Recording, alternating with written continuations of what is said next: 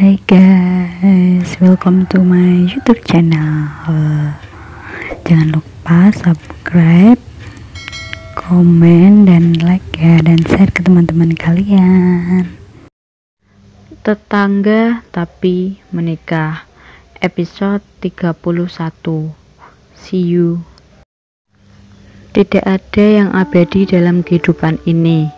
Semua akan pergi di waktu yang sudah menjadi bagian dari takdir.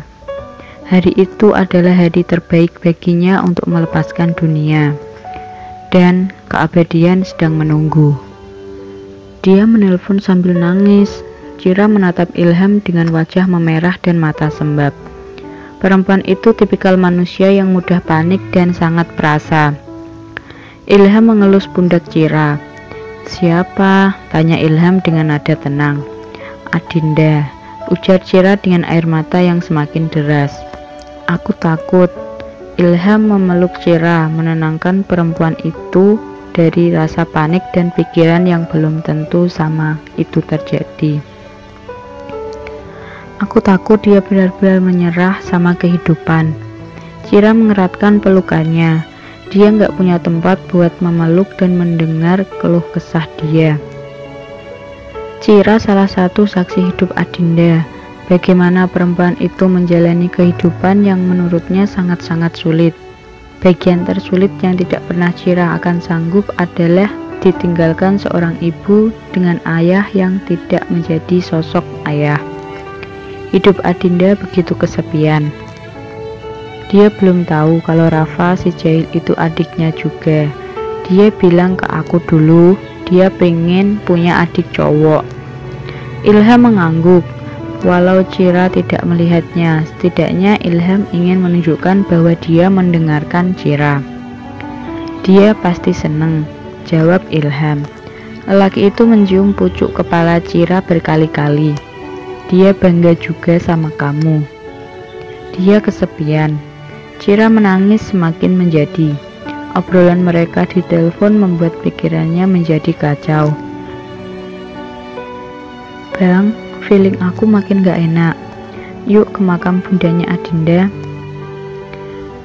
"Mau hujan, sayang." Andai Ilham memanggilnya di saat keadaan hatinya sedang baik-baik saja, Cira pasti akan heboh dan menggoda Ilham sampai lelaki itu kesal. "Please ya," bujuk Cira, "atau izinin aku ke makam bunda pakai gojek nggak apa?" "Iya ya." Ilham menggeleng. "Saya nggak akan biarin kamu pergi naik ojek.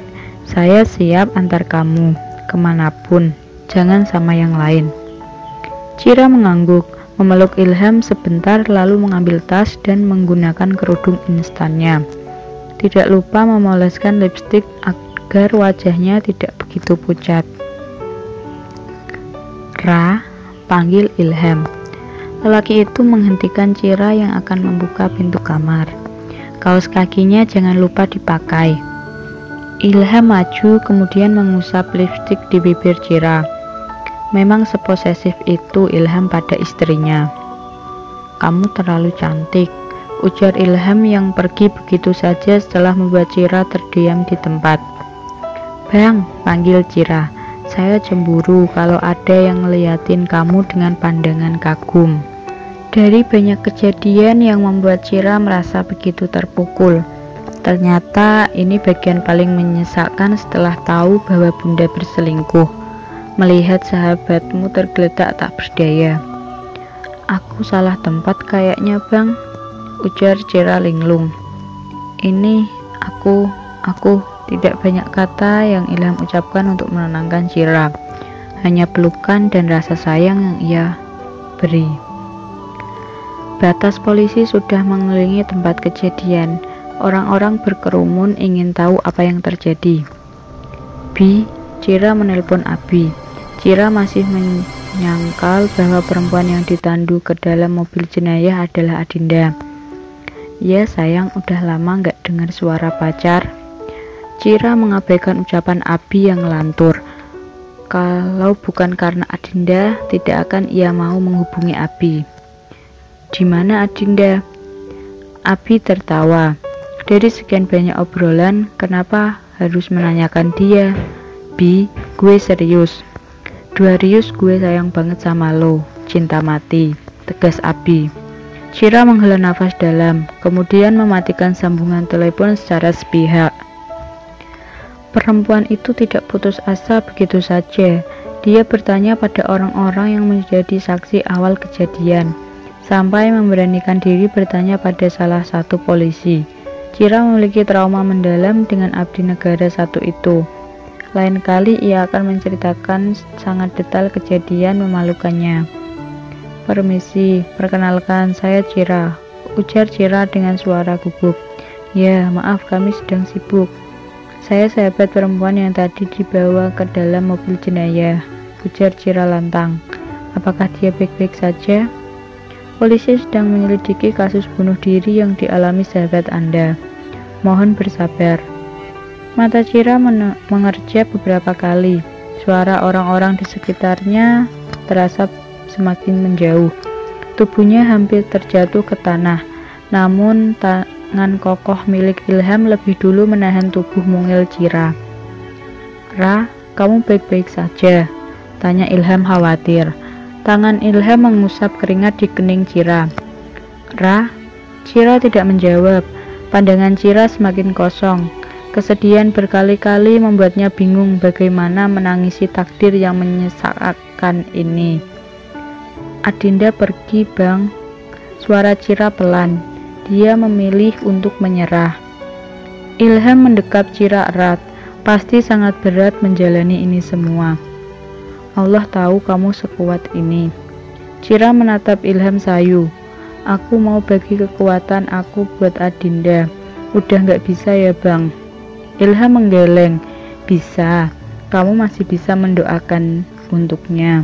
Chira melangkah mendekati sosok lelaki yang Adinda panggil ayah. Rupanya lelaki itu lebih dulu sampai ke rumah sakit di mana jenayah Adinda berada. Dia lelah, lirih Chira, menatap wajah Setio dengan raut datarnya. Setio balik menatap Chira. Dia bodoh, jawab Setio dengan wajah datarnya. Ulu hati Chira rasanya sakit sekali. Adinda sudah pergi, namun dia tetap tidak bisa mendapat kasih sayang ayahnya. Aku yakin dia sempat ketemu Om, berharap mendapat tempat berlindung, dan Om malah bikin dia semakin kehilangan arah. Jadi menurut kamu saya harus menanggung malu karena anak itu hamil? Chira mengepalkan tangannya.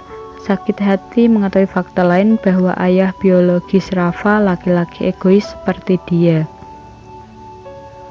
Apa kabar dengan Om yang selingkuh dengan bunda saya? Tanya Chira sarkas. Mata wanita itu berkaca-kaca. Semua orang bilang saya harus memaafkan kesalahan bunda karena dia orang tua saya. Tapi kenapa Om sebagai orang tua nggak bisa memaafkan kesalahan anaknya?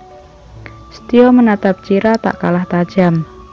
Kamu masih terlalu kecil untuk ikut campur urusan orang dewasa. Chira mengelap air matanya yang menetes. Perempuan itu tersenyum ketika wajah Adinda muncul dalam bayangannya. Dulu Adinda sama saya bolos sekolah untuk beli bahan-bahan kue dan belajar membuat kue sama bunda.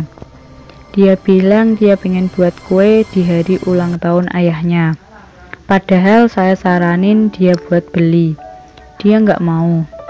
Dia bilang seumur hidupnya Adinda belum pernah ngerayain ulang tahun bareng ayah. Saya temenin dia sampai ayahnya tiba di rumah.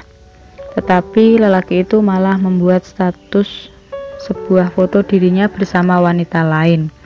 Saya tahu malam itu Adinda menangis sepanjang malam. Cukup. Chira menggeleng. Lelaki itu harus tahu betapa menderitanya Adinda selama ia hidup.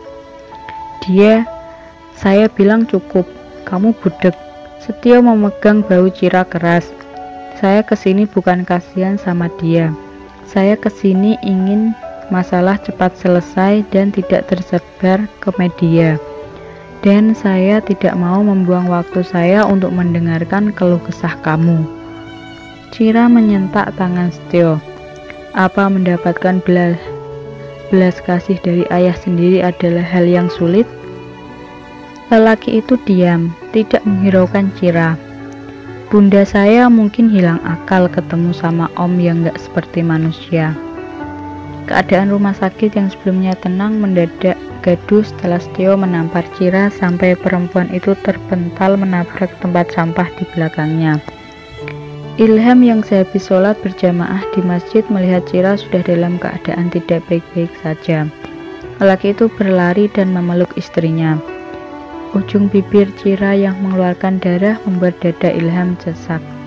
"Gak apa-apa sayang, kalau kamu mau nangis, gak apa-apa." Lelaki itu mengecup pelan pipi Cira yang membiru. "Pasti sakit." "Gak sakit, cuma perih," ujar Cira dengan nada bercandanya. "Tapi udah sembuh, soalnya udah dicium sama abang." Sekian dulu ya ceritanya, nanti kita lanjut di video selanjutnya. Thank you for watching, bye bye.